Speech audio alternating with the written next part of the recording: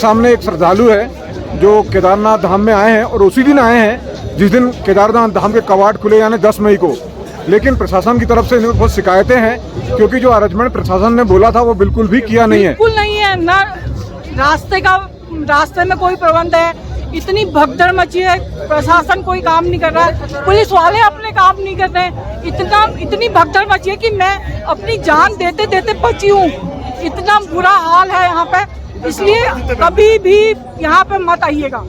और ऊपर से घोड़े वाले, हम पैदल चल रहे हैं, घोड़े वाले हमें धक्का मार के जा रहे हैं। 2 बार उन्होंने हमें गिराया है, 2 बार।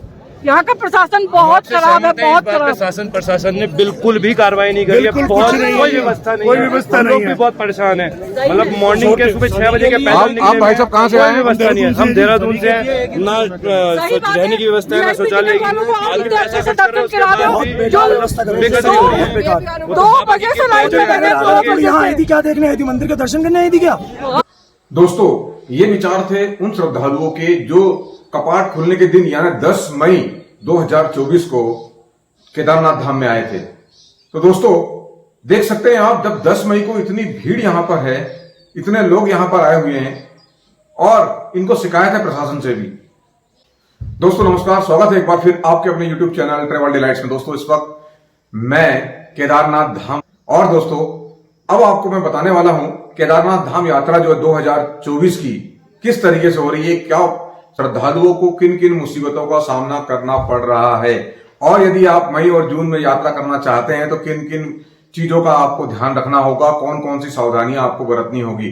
तो बने रहे वीडियो में अंत तक, क्योंकि इस वीडियो में मैं आपको वो सब चीजें बताने वाला हूं जो केदारनाथ धाम यात्रा के लिए आपको 2024 के लिए बहुत ही उपयोगी साबित होगी।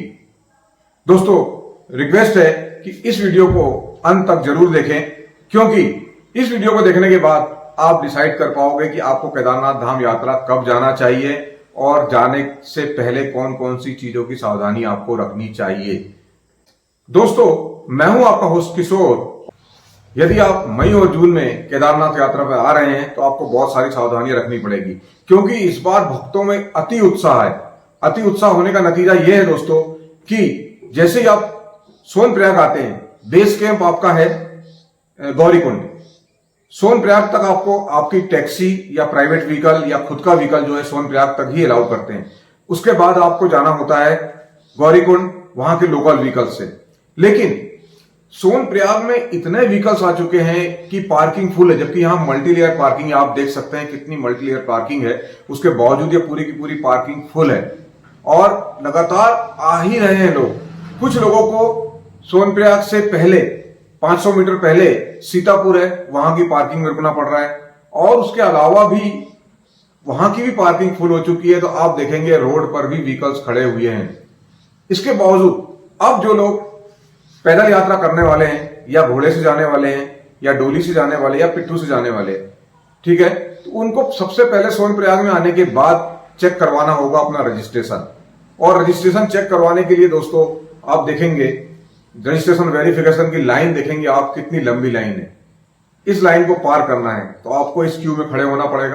यहाँ पर लाइन में लग के आपको अपने रजिस्ट्रेशन का वेरिफिकेशन करवाना बहुत जरूरी है, और इस लाइन में लगे हुए भी आपको काफी टाइम हो जाता है क्योंकि श्रद्धालुओं की संख्या बहुत ज्यादा है। आगे बढ़ने के बाद जब आप अपना वेरिफिकेशन करवा लेते हैं, फिर आपको आगे जाना है, क्योंकि आगे आपकी व्हीकल तो जाएगी नहीं। गौरीकुंड तक का 5 किलोमीटर का जो रास्ता है आपको लोकल व्हीकल पे करना पड़ेगा। तो सोनप्रयाग तक तो आप अपनी टैक्सी या कैब या खुद की गाड़ी से आ सकते हैं, लेकिन उसके बाद आपको यहाँ से लेनी पड़ेगी शटल टैक्सी। और ये मेरे पीछे आप देख रहे हैं, ये पूरी लाइन जो लगी हुई है शटल टैक्सी के लिए लगी हुई है। ये शटल टैक्सी आपको यहाँ सोनप्रयाग से लेके जाएगी गौरीकुंड तक, जिसका चार्ज ये लोग करते हैं 50 रुपये पर पर्सन, और 5 किलोमीटर की जर्नी आपको इस शटल टैक्सी से करनी पड़ेगी। तो लोकल व्हीकल्स जो आप देखेंगे यहाँ लिमिटेड संख्या में है, और श्रद्धालुओं की संख्या, ये लाइन आप जो देख रहे हैं ना, ये श्रद्धालुओं की लाइन है। अगर मैं लाइन पूरी दिखाने लगूंगा आपको तो मेरा वीडियो बहुत बड़ा हो जाएगा, इतनी लंबी लाइन है, और व्हीकल्स की संख्या यहाँ पर है कम, तो यहाँ भी श्रद्धालुओं का काफी टाइम वेस्ट होता है। चलिए इस लाइन में लग के आप गौरीकुंड तक पहुंच गए। तो गौरीकुंड पहुंचने के बाद अब यात्रा शुरू होती है आपकी केदारनाथ धाम के लिए।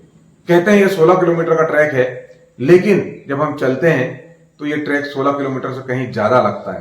रास्ता बेशक बहुत खूबसूरत है, लेकिन उस रास्ते पर कंटिन्यू पैदल चलना, और साथ में दिक्कत यह है दोस्तों कि घोड़े, खच्चर, पौनी जिसको हम बोलते हैं, वो पिट्ठू और डंडी यानी डोली, ये सब भी उसी रास्ते से चलते हैं, सेम रास्ता है। तो और श्रद्धालुओं की संख्या इतनी बेकाबू हो गई है, इतनी भीड़ ज्यादा है, और साथ साथ अब बारिश का सीजन भी हो गया है, बारिश भी आ रही है, अब बारिश भी काफी आ रही है दोस्तों। तो ये यात्रा करने में बहुत कठिनाई होती है। इसलिए दोस्तों कि अभी जो आप जब भी यहां पर आते हैं तो सबसे पहले तो आप मौसम की जांच कर लें। उसके बाद एक बात और मैं कहूंगा कि कई श्रद्धालु ऐसे हैं कि चलो भोले बाबा के पास हम जा रहे हैं तो भोले बाबा सब देख लेंगे, उनकी रुकने की व्यवस्था नहीं होती है, वहां उनका कोई रेस्ट हाउस या गेस्ट हाउस कोई बुक नहीं होता है, और वो चले आते हैं। वहां जाने के बाद दिक्कत क्या होती है, वहां जाने के बाद दिक्कत ये होती है कि भीड़ इतनी ज्यादा है कि वहां रुकने का साधन मिलता नहीं है। तो दोस्तों मैं कहूंगा आपको, जब भी आप केदारनाथ यात्रा प्लान करें, खासतौर से मई और जून जो है बहुत भीड़ वाले दिन होते हैं, यहाँ पे बहुत श्रद्धालु आ रहे हैं जैसा आप देख चुके हैं इस बार, क्योंकि भक्तों का उत्साह बहुत ज्यादा है। भोले के बहुत से भक्त केदारनाथ धाम आ रहे हैं। सितंबर, अक्टूबर और नवंबर ये मंथ जो होते हैं, ये मई जून से काफी कुछ बेटर होते हैं। उस समय भी भीड़ तो होती है, लेकिन काफी कुछ बेटर होते हैं, उस समय आप आ सकते हैं। हाँ, यदि आप हेलीकॉप्टर से जा रहे हैं तो आपको कोई दिक्कत नहीं है, क्योंकि हेलीकॉप्टर से जाने के बाद आपको 500 मीटर जैसा चलना है। अगर सेम डे रिटर्न आ रहे हैं आप, तो दर्शन आपके जल्दी हो जाएंगे, क्योंकि हेलीकॉप्टर टिकट आपके पास है, तो वहां पे आपको एक लाइन, अलग से लाइन होती है, उसमें आपको दर्शन हो जाएंगे और आप सेम डे वापस आ जाओगे। लेकिन आप नेक्स्ट डे भी आ रहे हो तो भी कोई दिक्कत नहीं, क्योंकि आपको जो 16-18 किलोमीटर का जो ट्रैक है वो पूरा पैदल नहीं चलना है, आपको हेलीपैड तक आना है। हेलीपैड से 500 मीटर की दूरी पर मंदिर है, और बाद में लाइन में लग के आपको मंदिर के दर्शन करना है। लेकिन दोस्तों याद रखें कि मंदिर में दर्शन करने के लिए भी जो लाइन होती है वो काफी लंबी होती है, बहुत आगे तक लाइन होती है, तो आप उसके लिए भी तैयार रहें।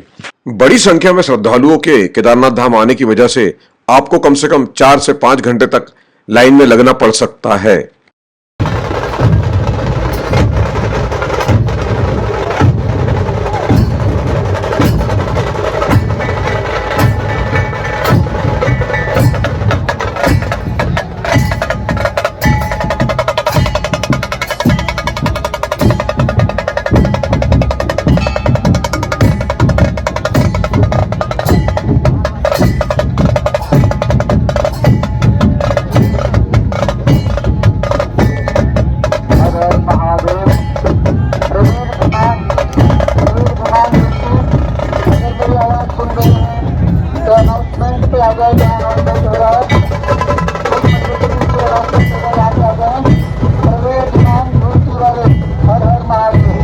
अभी फिलहाल वीआईपी दर्शन और विशेष पूजा बंद है, जल्दी ही 15 दिनों के बाद शायद ये चालू हो जाएगी और इसके रेट भी बता दिए जाएंगे। तो दोस्तों मेरा आपसे एक रिक्वेस्ट है कि आप मई जून में यदि केदारनाथ धाम की यात्रा कर रहे हैं तो पूरा प्लानिंग के साथ करें।